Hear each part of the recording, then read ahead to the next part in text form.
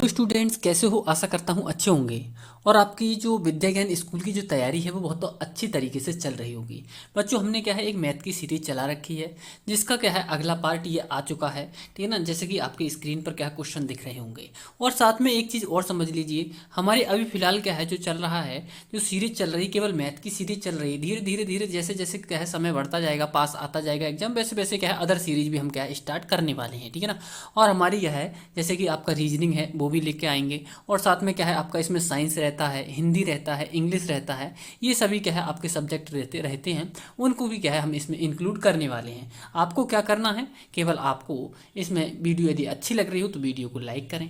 ठीक है ना? और यदि आप क्या है न्यू हो तो चैनल को सब्सक्राइब कर लें। ठीक है ना? जिससे आपको क्या है तुरंत के तुरंत नोटिफिकेशन मिलता रहे। ठीक है ना? क्योंकि आपको क्या है यदि आपने क्या है चैनल को सब्सक्राइब नहीं कर रखा है तो कुछ ही दिन ऐसा है जिससे क्या है आपको बिना उसके क्या है सब्सक्राइब किए क्या है वीडियो दिखेंगी, उसके बाद नहीं दिख पाएंगी। तो देखो बिना कुछ देरी हुए करते हैं स्टार्ट। पहला क्वेश्चन जैसे कि आपको स्क्रीन पर शो हो रहा होगा, क्वेश्चन दे रखा है 42, 63, 140 का महत्तम समावर्तक क्या होगा। ऐसे क्वेश्चनों को देखो महत्तम समावर्तक यानी कि HCF ज्ञात करने के लिए क्या करते हैं, आप जो सबसे छोटा नंबर दे रखा है इससे बड़े वाले नंबर को भाग कर लीजिए। यानी कि 42 से क्या है भाग विधि से निकाल रहे हैं हम इसमें।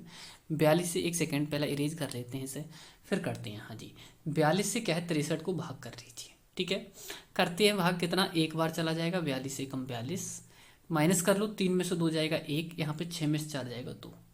ठीक, एक सेकेंड, हाँ 6 में से 4 जाएगा 2, 21 आया। 21 से फिर इसको क्या है 42 को भाग कर लीजिए, तो कितना आ जाएगा 21 दूनी 42।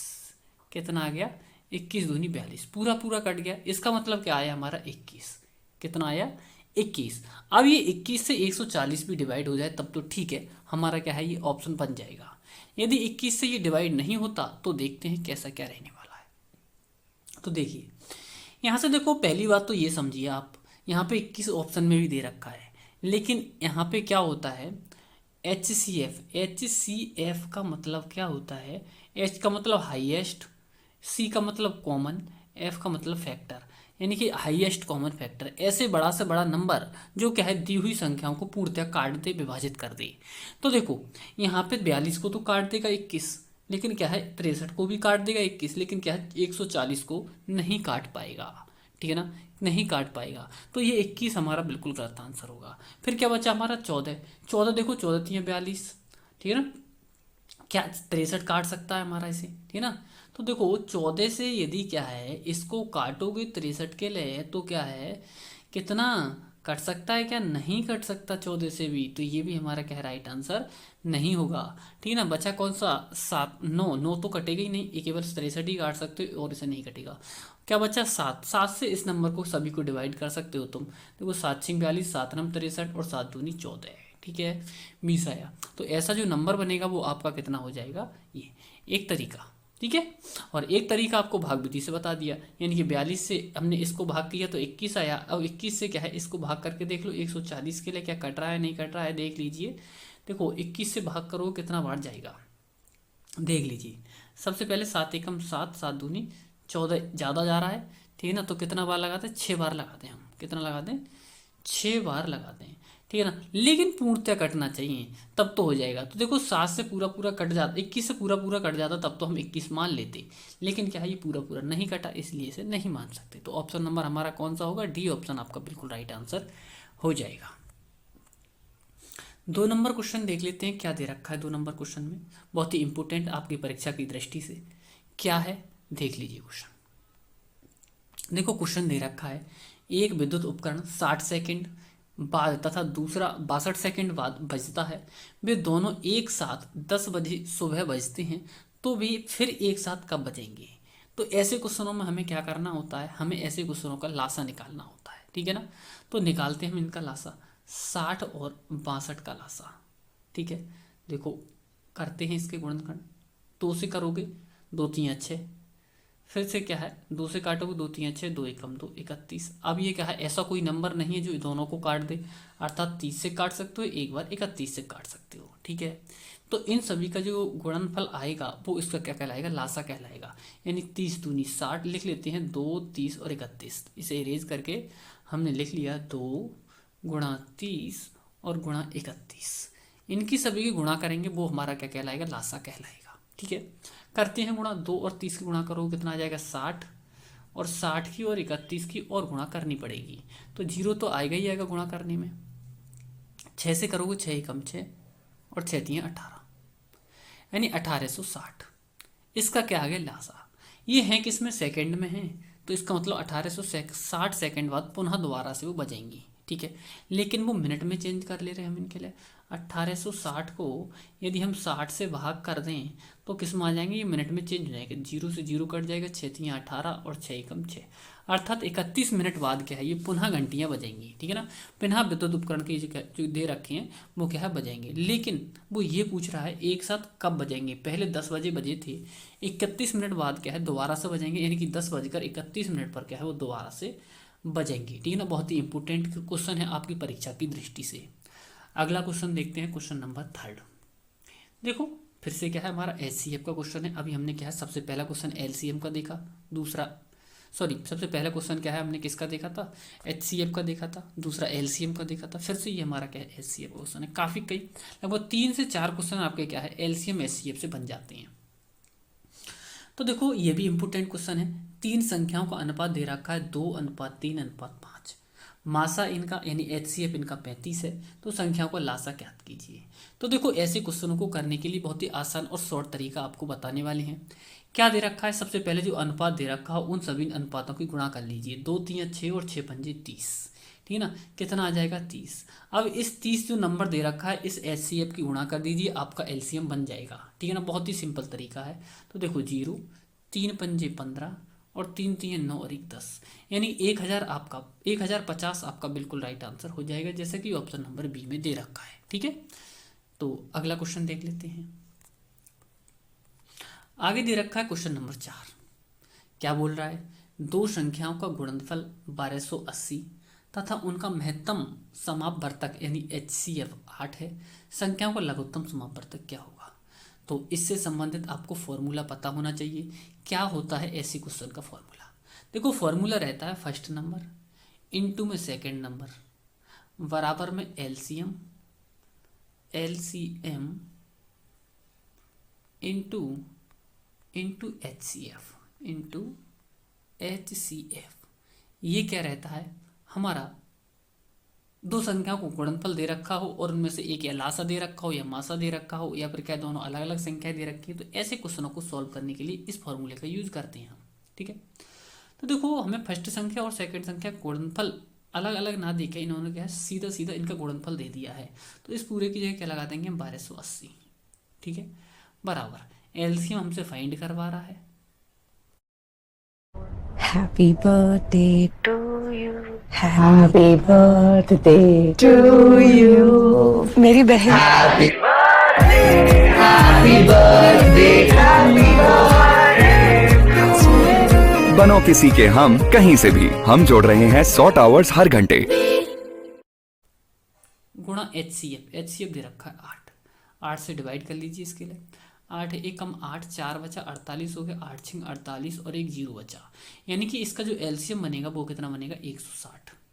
क्या बनने वाला है 160 आपका बिल्कुल राइट आंसर हो जाएगा, जैसा कि ऑप्शन नंबर ए में दे रखा है। ठीक है बच्चों, यदि आपको क्या है क्वेश्चन समझ में आ रहे हो, ठीक है ना, अच्छा लग रहा हो तो आप वीडियो को लाइक जरूर कर दें। ठीक है ना, और अपने साथियों में भी शेयर कर दें, और यदि आप न्यू हैं तो चैनल को क्या है सब्सक्राइब कर लें।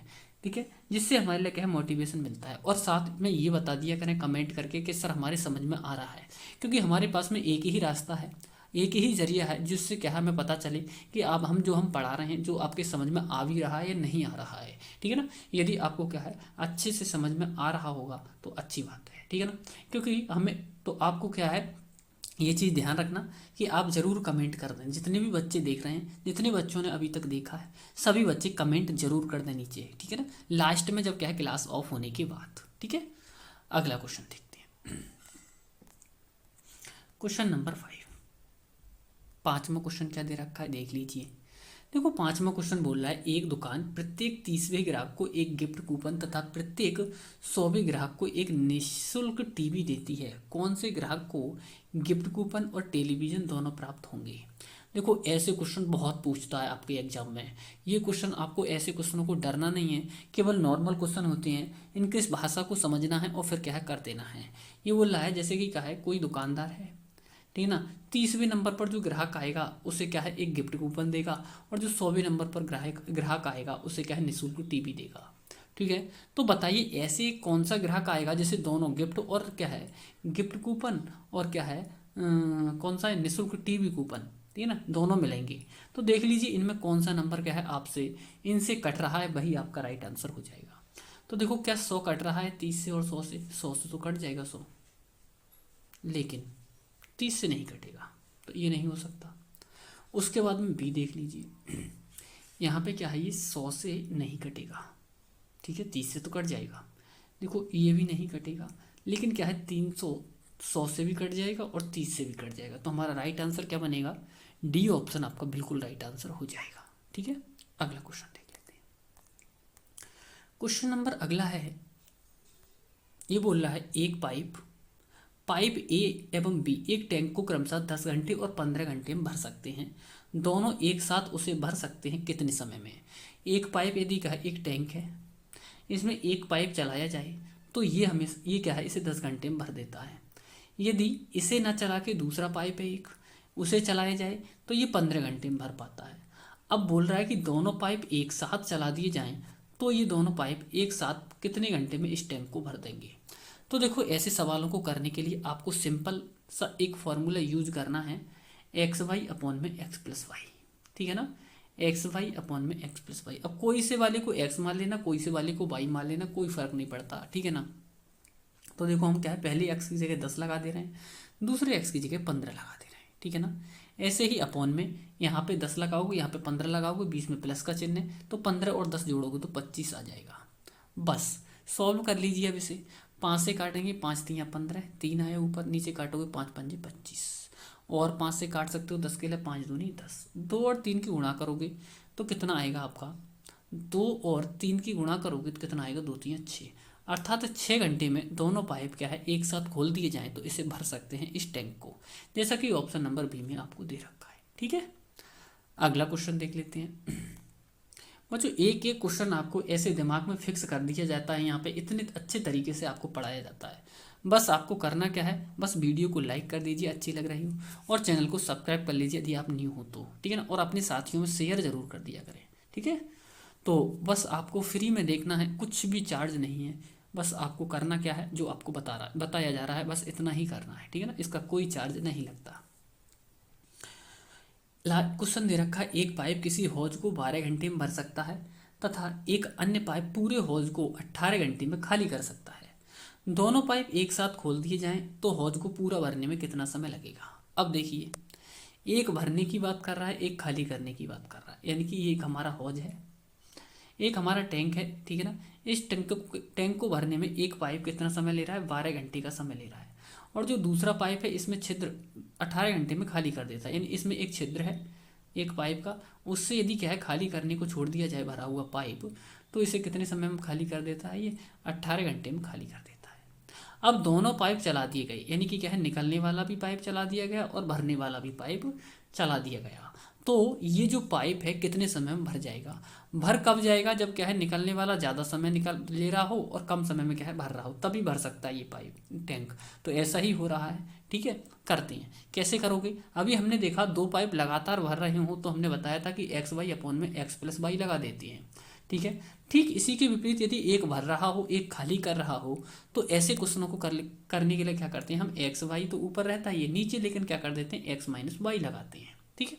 ओके, फिर से अब यहाँ पे क्या है, अब x और y कोई सा भी नंबर नहीं मान सकते, बड़ा नंबर क्या मानना है, पहले वाला मानना है, x वाला, ठीक है।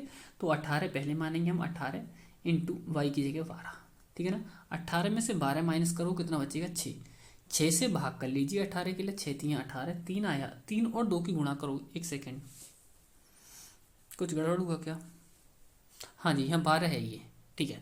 6 से भाग करोगे इसके लिए, 6 तियाँ 18, 3 आया, 12 और 3 की गुणा कर लीजिए कितना आ जाएगा, 36 घंटे, जैसा कि ऑप्शन नंबर बी में आपको दे रखा है, ठीक है। अगला क्वेश्चन देख लेते हैं। हाँ जी, अगला क्वेश्चन दे रखा है, ये आपका क्या है, प्रतिशत से संबंधित है क्वेश्चन। बोल रहा है एक वस्तु जिसका अंकित मूल्य 1800 रुपये है, इसे 1476 रुपये में क्या है बेचा जाता है। 1476 रुपये में इसे बेचा जाता है, तो बताइए कितने प्रतिशत की छूट दी गई है। तो देख लीजिए, देखो वो वस्तु है 1800 रुपये का अंकित मूल्य की, बेची कितने में जा रही है, 1476 रुपये में। तो पहले रुपए में देखिए कितने रुपए की छूट दी जा रही है उसे।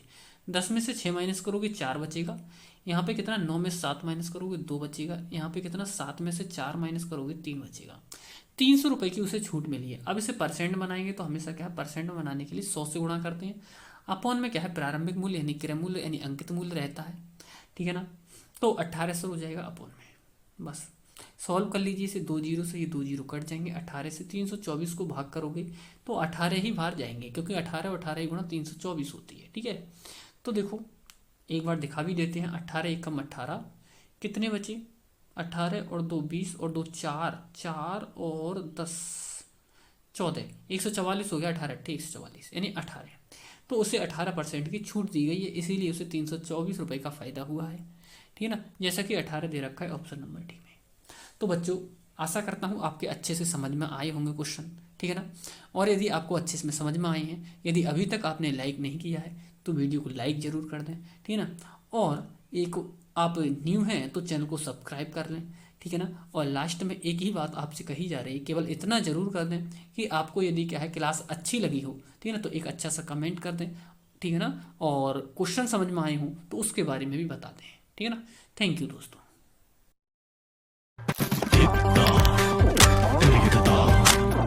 Chris Bello